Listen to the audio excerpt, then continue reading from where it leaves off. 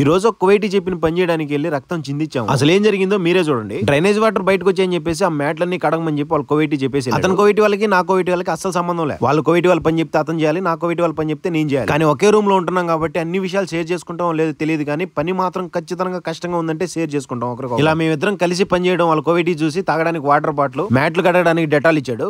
మ్యాట్లు తీసేసిన దగ్గర ఫ్లోర్ కడగడానికి షాంపూ, బ్రష్లు, పైప్ అయితే తీసుకుని వెళ్తున్నా. డ్రైనేజ్ వాళ్ళు వచ్చి మోటార్లు చేంజ్ చేసేసి వెళ్ళారు. పాత మోటార్లు బయటికి తీసుకోవడంలో అండ్ మ్యాట్లు బయటికి తీసుకోవడంలో దుమ్మంతా నిలబడిపోయింది. ఇక్కడ ఇద్దరం కలిసి ఇక్కడ ఫ్లోర్ అయితే క్లీన్ చేసేసాము. ఈ గ్రీన్ మ్యాట్లు కడగాలంటే తల ప్రాణం తోక్కొస్తుంది.